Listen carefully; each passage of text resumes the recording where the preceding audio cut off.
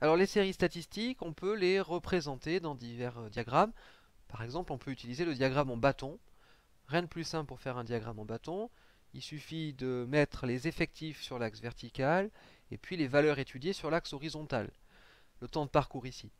Alors inutile de mettre toutes les valeurs pour le temps de parcours ou de mettre une graduation régulière. Ce qui nous intéresse, ce sont les vraies valeurs prises par la série. Donc ici, on va mettre 1 minute, 3 minutes, 5 minutes, 7 minutes, 10 minutes, 15 minutes, 20 minutes. Vous voyez que la graduation n'est pas régulière, ce n'est pas ce qui nous intéresse. En quoi ça consiste de faire un diagramme en bâton? Eh bien, en faire des bâtons, des segments, dont la longueur est proportionnelle aux effectifs.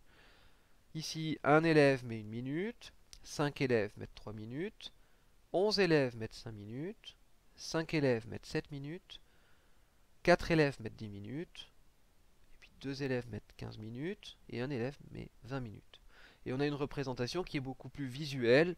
Tout de suite, à vue d'œil, on voit que les effectifs le plus présent, c'est les élèves qui mettent 5 minutes.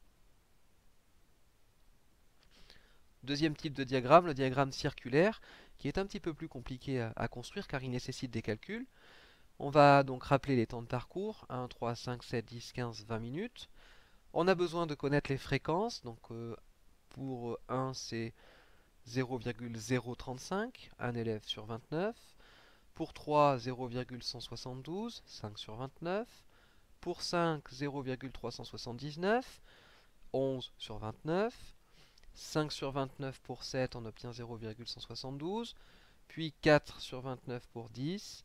2 sur 29 pour 15. Et 1 sur 29 pour 20. Et évidemment, il faut arrondir nos fréquences de telle façon à ce qu'à la fin on obtienne une fréquence totale égale à 1 ou un pourcentage égal à 100%. Pour notre diagramme, on a besoin de faire des secteurs, donc on a besoin des angles. L'angle de mon cercle, c'est donc 360 degrés, hein. C'est un angle plein, un cercle. On constate que pour passer des fréquences aux angles, il suffit de multiplier par 360, c'est proportionnel. Donc on obtient 12,5 degrés, 62 degrés, 136 degrés, 62 degrés, 50 degrés, 25 degrés et 12,5 degrés. Donc vous l'aurez compris, pour calculer les angles en degrés, il suffit de faire la fréquence fois 360.